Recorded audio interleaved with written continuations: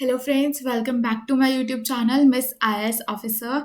In this video, I present my IGNOU assignment MEC 106 Public Economics. So first page of IGNOU assignment, you can download it from Google and from IGNOU website, and then second page will be of your IGNOU ID card. You can download that from IGNOU website. Then third page will be of IGNOU assignment question paper. I attached it here. You can see it and you can download it from IGNOU website. Then I start my question assignment. Section A. Question number one: Defined and elaborate the term global public goods. How our Millennium Development Goals are associated with GPG. Explain knowledge as a GPG. तो हमें इस question में global public goods को define करना है, उसे थोड़ा elaborate करना है. उसके बाद हमें मिलेनियम पब्लिक डेवलपमेंट गोल्स के बारे में थोड़ा बताना है जो एसोसिएटेड हैं जीपीजी से. एंड उसके बाद हमें नॉलेज को एक्सप्लेन करना है जीपीजी कि वो एक जीपीजी ग्लोबल पब्लिक गुड है नॉलेज. तो हमें इस क्वेश्चन में बताना है. आप ये डेफिनेशन देख सकते हैं जीपीजी की, जो यहाँ पे मैंने लिख रखी है. आप इसे नोट डाउन कर सकते हैं और आप इसे रीड कर सकते हैं. आप इसे थोड़ा चेंजेस करके लिख सकते हैं अपने वर्ड्स में, या फिर आप इसे कम्प्लीटली यही लिख सकते हैं सेम. तो ये मैंने खुद ही लिखी है पढ़ के अच्छे से, तो आप ये देख सकते हैं. देन उसके बाद मैंने थोड़ा सा एक्सप्लेन किया है कि जीपीजी थोड़ा बहुत क्या होता है. उसके बाद मैंने एग्जांपल भी दिया है जीपीजी के. जीपीजी मैंने as a sustainable development of humanity भी एक्सप्लेन किया है. वो एसेंशियल होता है. ठीक है. अगर आपको ये पीडीएफ चाहिए असाइनमेंट की तो आप मुझे मैसेज कर सकते हैं इंस्टाग्राम आईडी पर मेरी. मैं आपको वहाँ पे शेयर कर दूँगी. आप ये देख सकते हैं असाइनमेंट मेरा. आप इसे नोट डाउन कर सकते हैं कम्प्लीटली. तो जीपीजी के यहाँ पे बोले 3 मेन फीचर्स होते हैं: universality, indivisibility and global relevance. Universality refers क्या करता है? Refers to the fact that these goods are available to all individuals regardless of their nationality, ethnicity, or income level. Indivisibility refers to the fact that these goods cannot be divided into smaller units and must be provided as a whole. Global relevance refers to the fact that these goods are important for well-being of all individuals and communities around the world. Then उसके बाद मैंने millennium development goals को explain किया है. MDG इसे बोलेंगे हम इस आंसर में, जो मैंने शॉर्ट फॉर्म दिया है.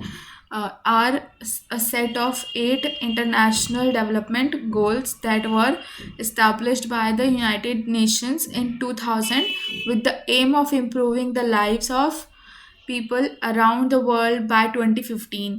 The MDGs are associated with the GPGs in several ways. Firstly, the achievement of the MDGs is crucial for the provision of several GPGs, particularly those related to health and education. For instance, MDG are on reducing child mortality is associated with the provision of global public goods such as vaccination and access to clean water sanitation. Similarly, the MDG on achieving with the provision of education as a GPG. Secondly, the provision of GPG such as climate stability and biodiversity conservation are crucial for achieving sustainable development, which is a key objective of MDGs. Sustainable development is characterized by economic growth, social development, and environmental protection, and requires the provision of the GPG such as clean energy and environmental conservation.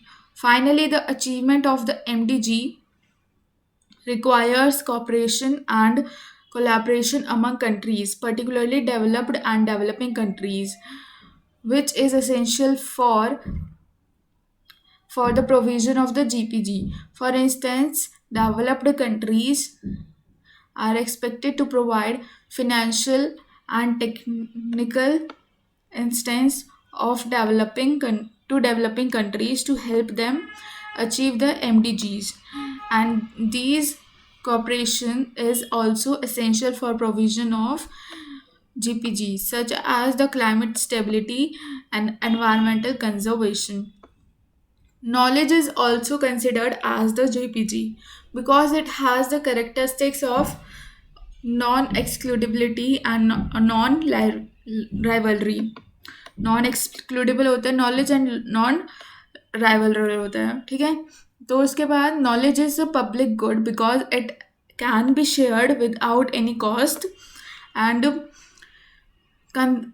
its consumption by one individual does not reduce the availability of good for other.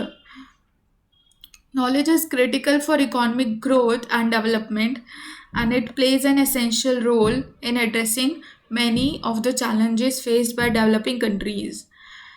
Access to education is necessary for the achievement of MDG is, and it is essential for sustainable development of society.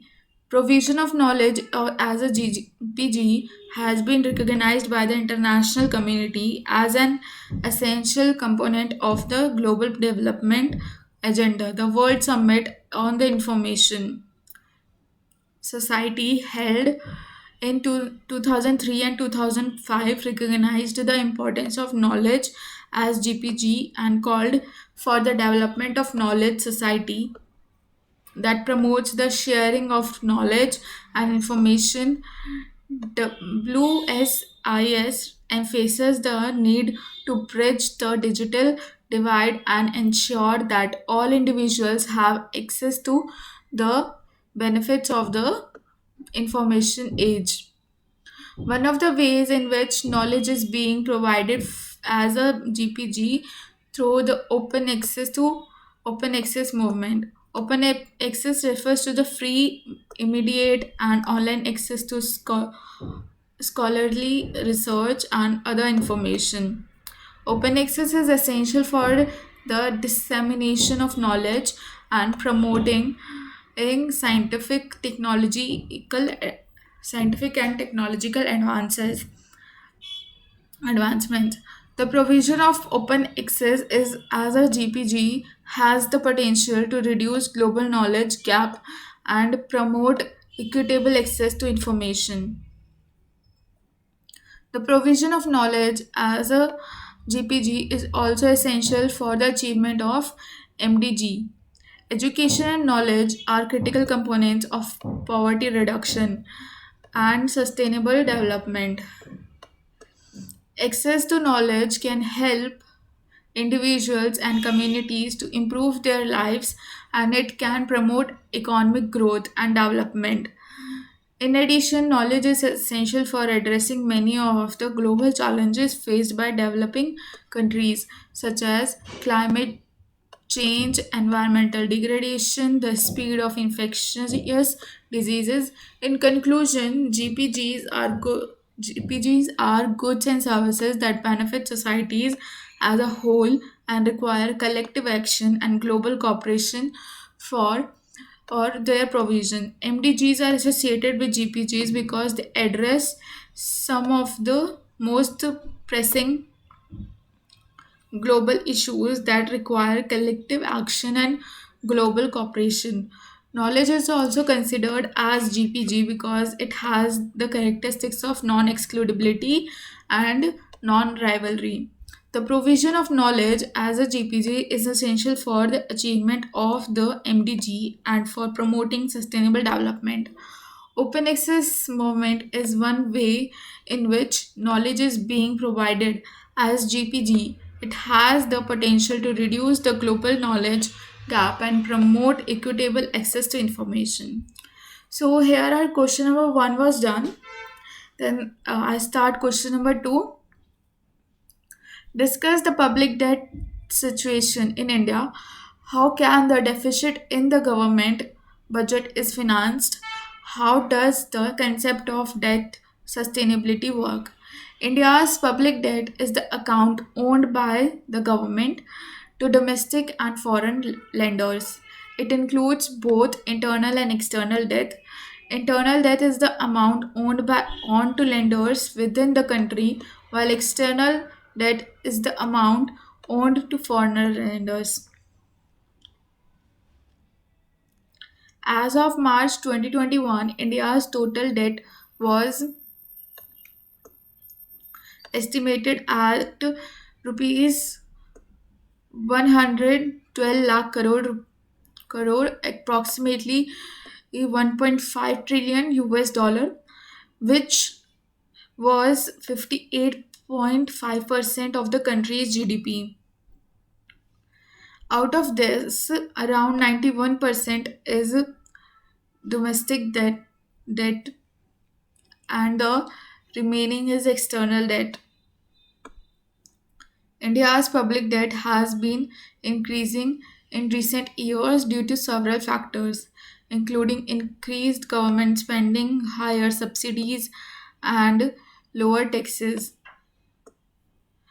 COVID pandemic has also been had also a significant impact on the country's economic and public finance, leading to higher borrowing by the government to support relief measures. However, the government has taken several measures to manage the public debt situation, including reducing subsidies, increasing tax revenues, implementing fiscal consolidation measures. Additionally, the government has implemented reforms to boost economic growth and attract foreign investment, which could help in reducing the debt burden over time. International Monetary Fund has also recommended that India implement structural reforms to address long-standing issues in the economy and improve fiscal situation. These reforms include reducing the fiscal deficit, improving tax administration, reducing subsidies. Overall, India's public debt situation remains a challenge, but the government's effort to manage the situation and implement reforms are expected to help in reducing the debt burden over time. There are several ways that a government can finance a deficit in its budget. Here are few. First one is borrowing. Government can borrow money from various sources such as domestic or foreign investors by issuing bonds and other debt securities. This is often the most common method used by government to finance deficit. Printing money, government can choose to print more money to finance the deficit, but this approach can lead to inflation and reduce the value of the currency. Reducing expenses, government can choose to reduce spending to balance the budget. This approach can be challenging because it may involve cutting social programs and services, which can be potentially unpopular. Increasing taxes, government can raise taxes to generate more revenue to offset the deficit. However, this approach can also be politically unpopular and can lead to economic consequences such as reduced consumption and investment. Selling assets, government can sell assets such as land, building, and government owned entities to generate revenue to offset investment. It's worth nothing that governments often use a combination of these methods to finance deficits depending on the economic and political conditions in the country. Debt sustainability is the ability of a country or an individual to manage the debt without risking default or financial instability in the long run. In other words, it refers to the ability to service debt obligations while maintaining sustainable economic growth. There are several factors that determine debt sustainability. These factors include first, the level of debt. It, this refers to the amount of debt that a country or individual owns. The higher level of debt, the more difficult it is to maintain sustainable debt sustainability. Second, the interest rate. Interest rate on debt determines the cost of borrowing. A higher interest rate increases the cost of servicing debt, making it more difficult to maintain debt sustainability. The growth rate, economic growth is important in maintaining debt sustainability. A high growth rate means that the economy is expanding, generating more revenue to service debt obligation. Fiscal policy measures such as taxation and government spending can affect debt sustainability. High government spending without corresponding revenue can increase debt levels, making it difficult to maintain debt sustainability. Fifth one is external factors. External factors such as exchange rate, international trade, and geopolitical risk can also affect debt sustainability. Debt sustainability can be maintained by implementing prudent fiscal policies that promote economic growth and reducing debt levels and managing interest rates. It is important to monitor debt sustainability indicators regularly to detect any potential risk early and take corrective measures. In conclusion, India's public debt situation is a cause for concern, and the government must adopt a responsible fiscal and monetary policy to ensure debt sustainability. It involves reducing the budget deficit by increasing revenues, reducing expenditure, promoting economic growth, attracting foreign investment, and controlling inflation, maintaining a stable exchange rate, and managing interest rates. By taking these measures, the government can ensure that its debt levels may remain sustainable, and it can meet its obligation to its creditors. Then I start section B. Question number 3. Explain collective decision making with the help of majority voting and median voter theorem. Collective decision making is a process in which a group of individuals came together to make a decision on a particular issue or problem. There are various methods of collective decision making, including consensus building, negotiation, voting. Here we will focus on the use of a majority voting, median voter theorem in collective decision making. Majority voting is a simple and widely used method of collective decision making. In this method, each member of the group is allowed to cast a vote in favor of or against a proposal. The proposal is accepted if it receives the support of a majority of the group. For example, if a group of 10 people, a proposal would be accepted if it receives at least 6 votes in favor. This method is commonly used in election, parliaments, and other decision making bodies. One advantage of majority voting is its simplicity and ease of use. It is also a fair and democratic method as each member of the group has an equal say in the decision making process.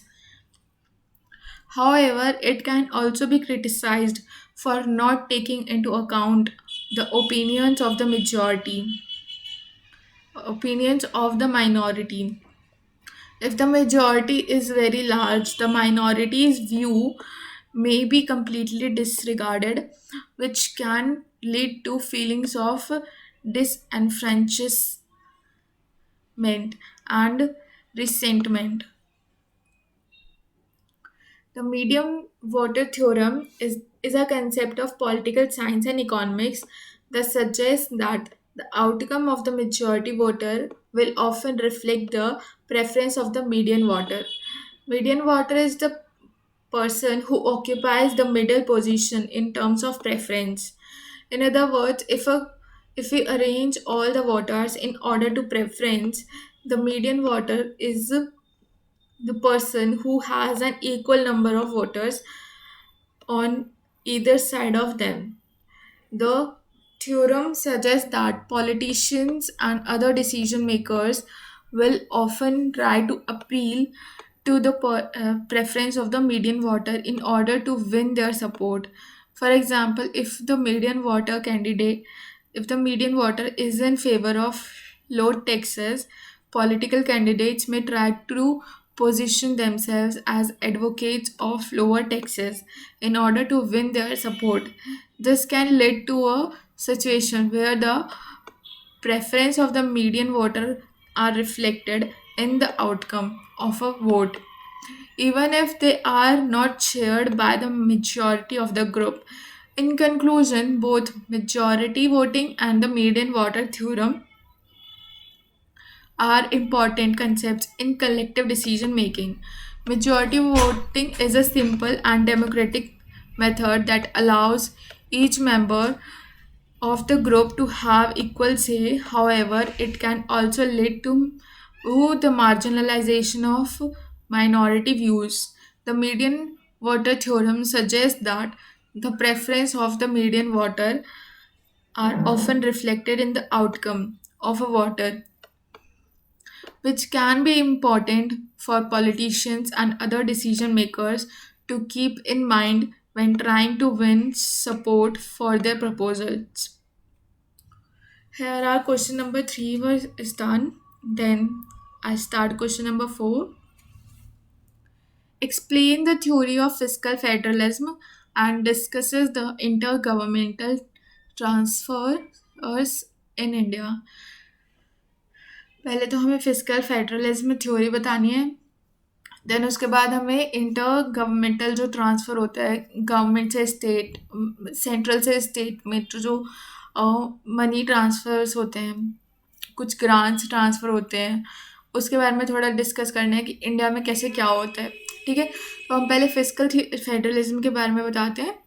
Fiscal federalism is a theory that deals with the relationship between central government and subnational government, such as states and provinces, regarding the distribution of fiscal powers and responsibilities. The theory of fiscal federalism seeks to determine the optimal allocation of taxation, expenditure, and debt management authority among different levels of government to promote efficiency, equity, and accountability. The primary objective of fiscal federalism is to ensure that the public good and services are provided efficiently, fairly, and effectively.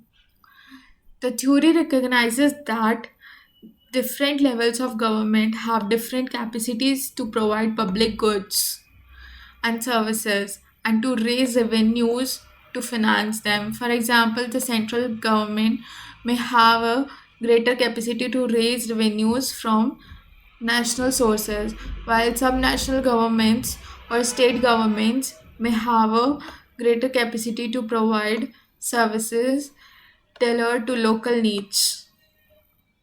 In a federal system, fiscal federalism plays an important role in ensuring the efficient allocation of resources and promotion of the economic growth.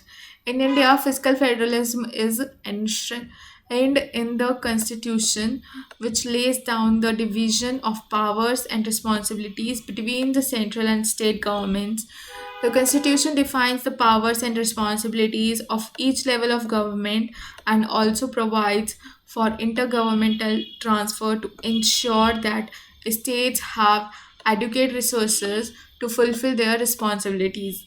Intergovernment transfer intergovernmental transfers in India are two types: statutory and discretionary transfers. Statutory transfers are those transfers that are mandated by law and include the following: share in share in central taxes. The government is required to share a central proportion of its tax revenue with the state government. This is known as the share in central state taxes and is currently set at 42%. Second, grants in aid. The central government provides grants to the state governments for specific purposes such as rural development, education, health, and infrastructure. Third is finance commission transfers. Finance commission is a constitutional body that is responsible for recommending the distribution of resources between the central government and the state government. The commission recommends the allocation of funds from the central pool of the state government based on factors such as population, area, and fiscal capacity. Then हमारा आता है discretionary transfers. Uh, these transfers are those transfers that are discretionary in the central government and include the following. First one is specific grants. The central government may provide specific grants to the state government for specific purposes. Then second one is loans.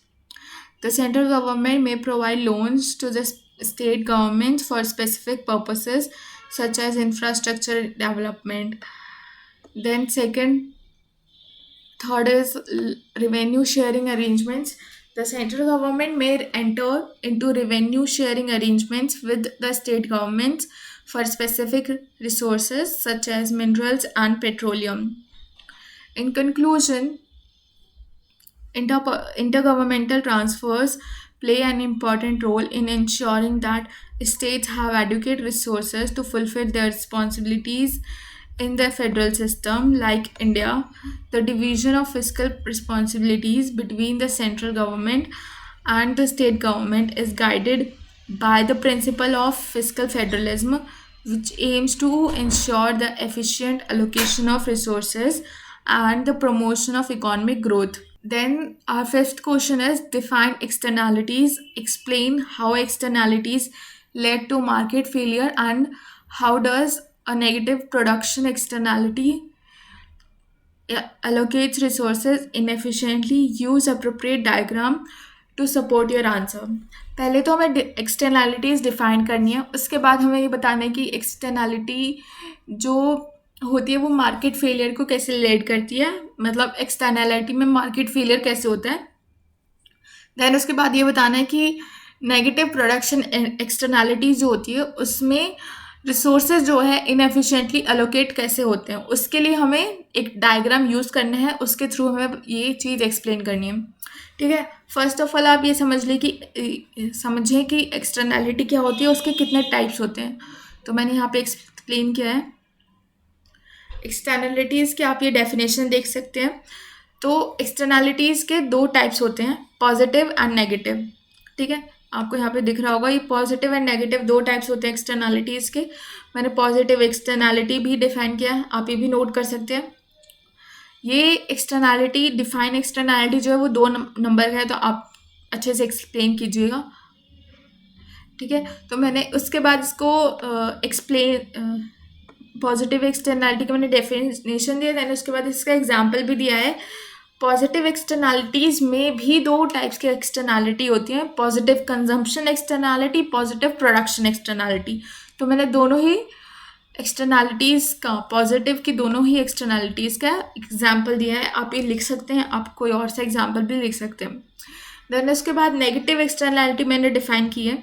ठीक है, negative externality में भी same 2 types होते हैं, negative consumption externality, negative production externality. मैंने दोनों के examples दिए हैं, उन दोनों को डिफाइन नहीं किया बिकॉज 2 नंबर ये सिर्फ डिफाइन एक्सटर्नैलिटी जो है वो 2 मार्क्स का है, इसलिए मैंने इसे ज़्यादा डिफाइन नहीं किया. बट येस, मैंने एग्जाम्पल्स दिए हैं. ठीक है, अगर ये ज़्यादा 5 मार्क्स का होता तो मैं ये सारे इनकी जो है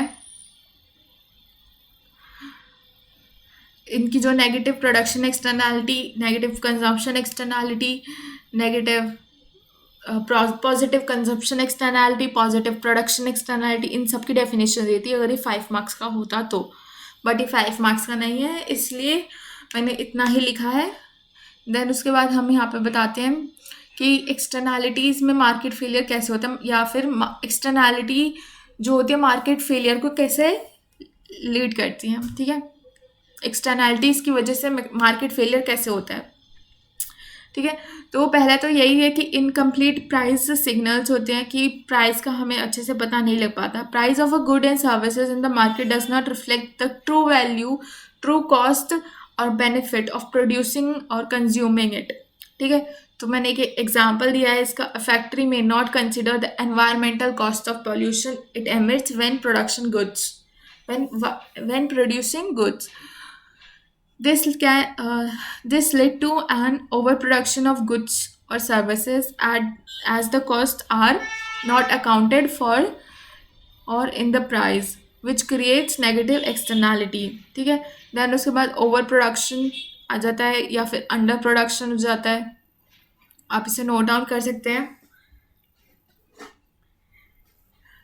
ठीक है, इसका एग्जाम्पल मैंने दिया है। एग्जाम्पल दे, अगर आप एक्सटर्नैलिटीज़ में एग्जाम्पल दे के कोई चीज़ समझा रहे हैं तो वो एक बेटर वे होता है अपनी आंसर को प्रेजेंट करने का। तो मैंने एग्जाम्पल दे के ही एक्सप्लेन किया है। देन उसके बाद हमारा थर्ड आता है miss allocation of resources. Miss allocation का भी मैंने एग्जाम्पल दिया है यहाँ पे, ये रहा। आप ये रीड कर सकते हैं, आप ये नोट डाउन कर सकते हैं। अगर आपको ये असाइनमेंट के पीडीएफ चाहिए तो मेरे को इंस्टाग्राम पे मैसेज कीजिए, मैं आपको वहाँ पे प्रोवाइड करा दूँगी, आपको वहाँ पे सेंड कर दूँगी। So then are fourth distributional effects. Distributional effects का भी मैंने एग्जांपल दिया है, आप ये नोट डाउन कर सकते हैं। फिर मैंने उसके बाद थोड़ा सा ये बता दिया कि ओवरऑल जो है एक्सटर्नैलिटीज़ जो है कैसे लेड करती है, उसके थोड़ा सा इसका थोड़ा कंक्लूजन दिया है। देन उसके बाद मैंने नेगेटिव एक्सटर्नैलिटी जो होती है प्रोडक्शन, नेगेटिव प्रोडक्शन एक्सटर्नैलिटी जो होती है वो कैसे रिसोर्सेज जो है इनएफिशिएंटली अलोकेट करती है, मैंने उसका बताया है विद डायग्राम। ये वाला जो पार्ट है इनएफिशिएंटली रिसोर्सेज इनएफिशिएंटली जो अलोकेट करती है नेगेटिव प्रोडक्शन एक्सटर्नैलिटी, उसका एग्जाम डायग्राम के साथ बताना है, तो मैंने डायग्राम के साथ ही बताया है। देन आप ये पढ़ें consider a perfectly competitive firm. हमें परफेक्टली कंसिडर कर रहे हैं, परफेक्टली पीसी फर्म कंसिडर कर रहे हैं। देन उसके बाद हम एक पीसी फर्म है जो एक पार्ट है शुगर इंडस्ट्री का, अपस्ट्रीम इंडस्ट्री है एंड जो पॉल्यूट कर रही है रिवर को, that incurs cost on downstream industry and society. In the market, the intersection of demand and supply curves determine the output and price of the commodity.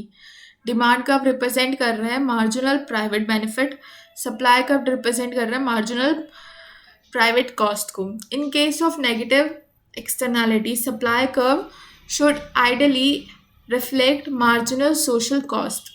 ठीक है, marginal social cost जो that is marginal social cost जो है वो सम है marginal private cost plus marginal external cost.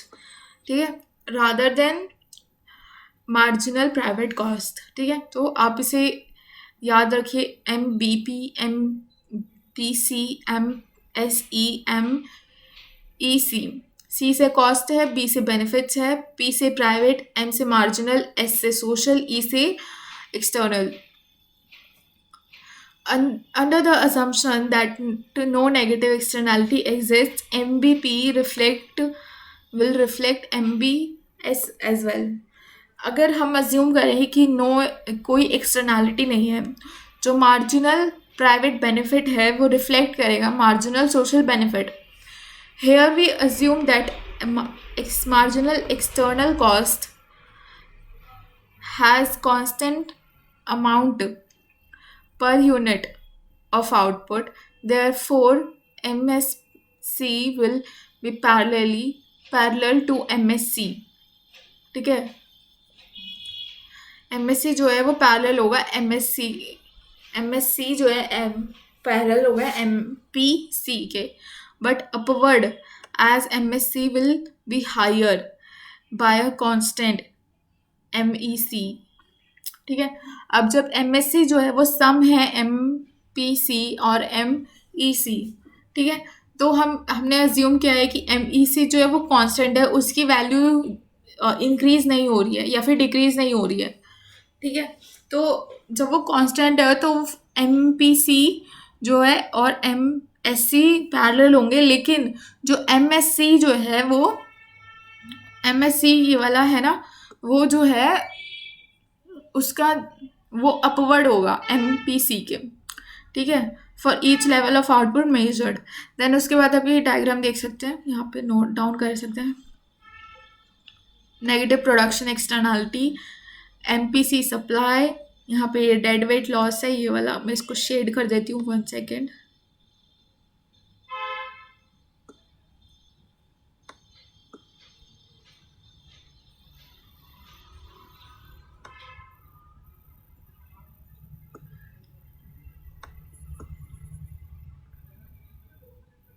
This one is not.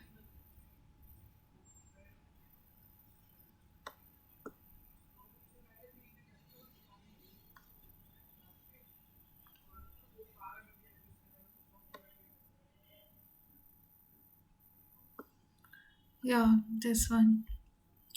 This triangle E F E, ये जो triangle आपको दिख रहा है वो जो है वो डेड वेट लॉस है।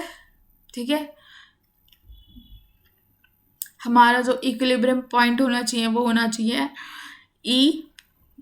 E1, दिस इज E1, जहाँ पे मेरा कर्सर है वो E1 है, ये E है पहले, ये F है, तो इक्विलिब्रियम पॉइंट E1 होना चाहिए इररिस्पेक्टिव ऑफ E।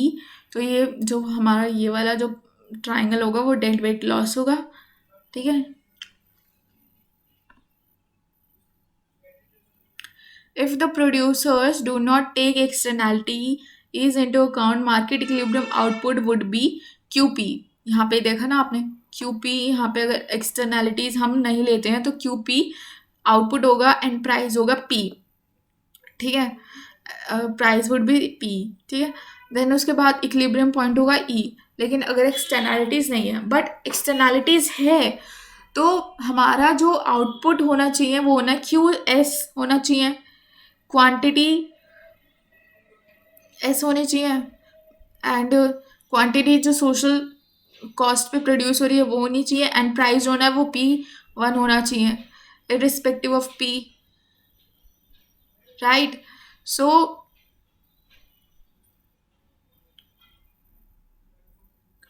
और इक्विलिब्रियम पॉइंट जो होना चाहिए वो E1 होना चाहिए rather than E।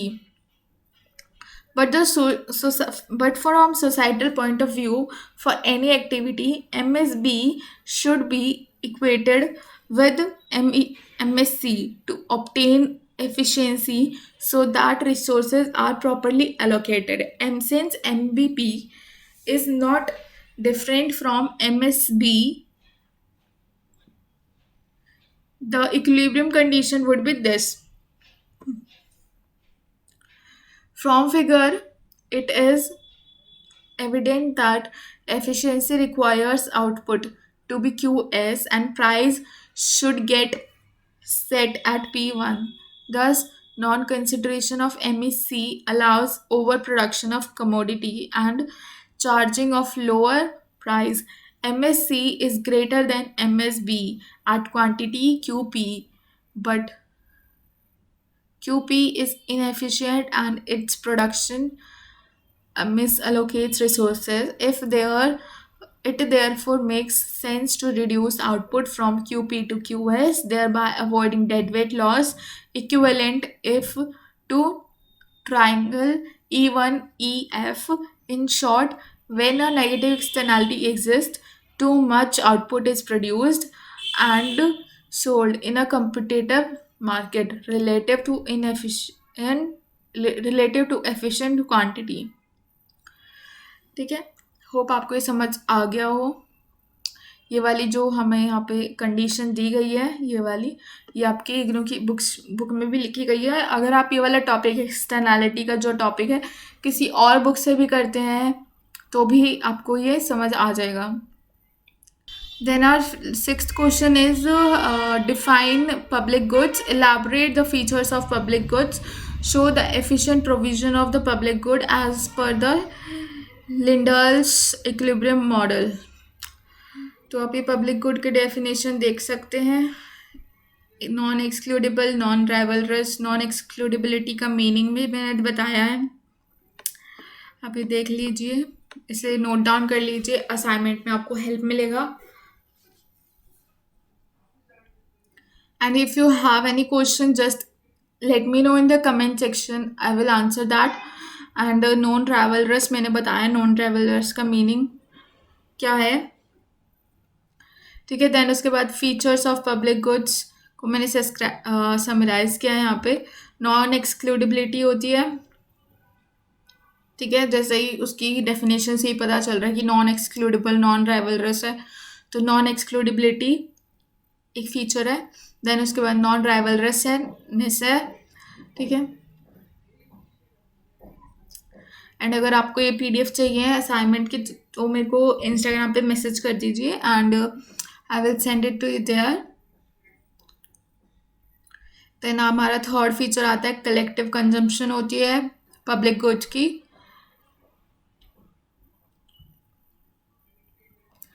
Then market failure,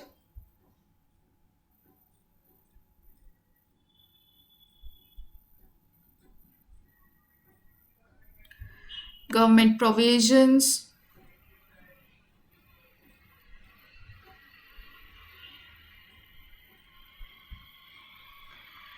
उसके बाद examples of public goods can are clean air, national defence, street lightning, public parks, ये सब है। देन हमने लिंडास इक्विलिब्रियम मॉडल बताया है कि वो क्या बताता है।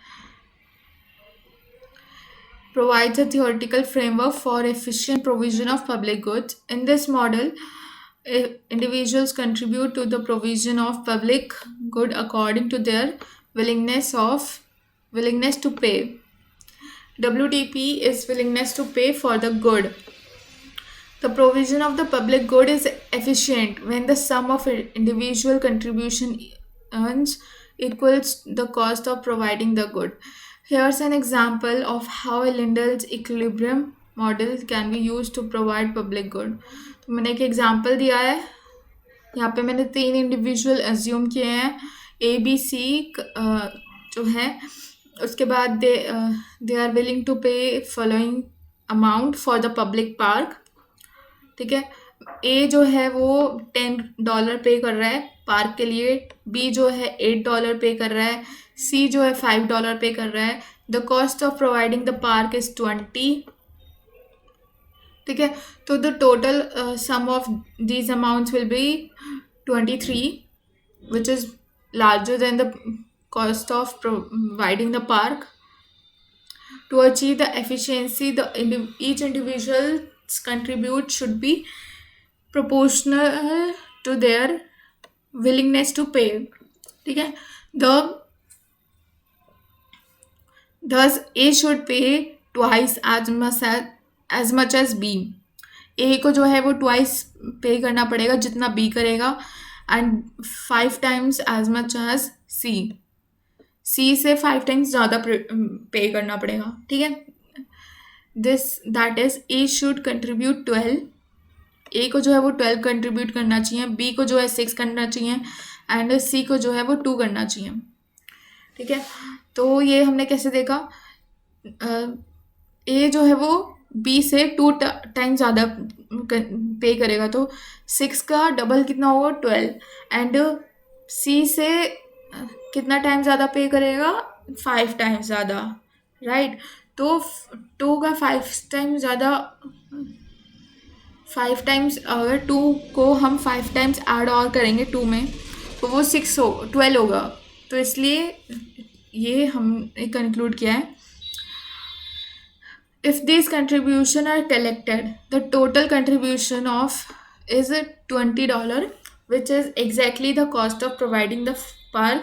Therefore, the provision of public park is efficient according to Linden's equilibrium model. In practice, implementing the Linden equilibrium model can be challenging as it requires individuals to reveal their willingness to pay and cooperate in contributing to the provision of the public good. Nonetheless, the model provides a useful framework for thinking about how to efficiently provide public goods. ठीक है, तो हमारा ये question इधर खत्म हो जाता है. देन हमारा आता है लास्ट क्वेश्चन जिसमें हमें शॉर्ट नोट्स लिखने होते हैं. पहला जो है कमांड एंड कंट्रोल मेथड, फिर वैगनर्स लॉ, फिर Ramsay law of optimal commodity taxation. First one is command and control method is a management approach that involves centralized decision making and control over resources and activities. In India, command and control method are often used in various sectors including government and industry and agriculture. ठीक है, government sector in government sector, command and control methods are used in areas such as law enforcement, disaster management, and defense. For example, during a natural disaster like a flood and earthquake, the government may use a command and control approach to coordinate rescue or relief efforts with a central authority making decisions and directing resources. In the industrial sector, command and control methods are used to regulate and enforce environmental and safety standards. For example, in India, the Indian government has established pollution central control boards that monitor and regulate emissions from industrial plants using a command and control approach to enforce compliance with environmental regulation. In agriculture sector, command and control methods are used to implement policies related to crop production and distribution. For example, the government may use a command and control approach to regulate the sale of fertilizers and pesticides, or to control the export of agriculture products. Overall, while command and control methods can be effective in achieving certain goals, they can also be criticized for being flexible and bureaucratic and for limiting innovations and creativity. As a result, there has been a growing interest in India and elsewhere in alternative management approaches such as participatory collaborative governance. Then our third short note is on Wagner's law. Wagner's law को हम law of increasing public expenditure के नाम से जानते हैं. Is an economic theory that suggest that as countries economic develops, government spending as a percentage of GDP will typically increase. This hypothesis was first proposed by the German economist Adolf Wagner in the late 19th century. After observing the relationship between economic growth and public expenditure in European countries, he also observed a positive long run co-movement in the two variables, public expenditure and national income. The pace of rise in public expenditure was generally higher than economic growth. जो public expenditure rise करता है वो ज़्यादा rise करता है economic growth से. ठीक है, the idea behind Wagner's law is that as countries grow richer, their citizens demand more and better public services as education, health, and infrastructure. In order to meet these demands, government must increase their spending, which leads to higher taxes and more public debt. Additionally, the complexity of modern economies requires a larger government bureaucracy, which can also contribute to the higher spending levels. Wagner's law also has been supported by empirical evidence in many countries over time. Although such researchers argue that the relationship between economic development and public expenditure is not always straightforward. For example, some countries have experienced economic growth without a corresponding increase in government spending, while others have seen high level of public expenditure with despite relative low level of economic development. Overall, the Wagner's law provides a useful framework for understanding the relationship between economic growth and government spending, and it remains an important concept in the field of public economics today. Then, our last short note is on Ramsey law of optimal commodity taxation. Ramsey law of optimal commodity taxation is a principle that suggests that the tax rates should be set inversely proportional to the elasticities of demand for different commodities. In other words, goods that are more elastic, meaning their demand is more responsive to changes in price, should be taxed less heavily than goods that are less elastic. The rule was developed by British economist Frank Ramsey in 1927 and has been widely studied and applied in public finance ever since. Ramsey rule suggests that taxes should be set in a way that minimizes the distortion of consumer behavior and maximizes the government's revenue. The basic idea behind the Ramsey law is that consumers will reduce their consumption of goods with higher tax rates, which will lead to a reduction in overall welfare. Therefore, order to maximize order Therefore, in order to minimize the loss of welfare, taxes should be levied on goods with relatively inelastic demand. This will allow the government to generate revenue while minimizing the impact on consumers' behavior. While the Ramsey law provides a useful guideline for policymakers, it is not without the limitation. One of the main challenges is determining the elasticities of demand for different commodities, which can be difficult and requires significant data and analysis.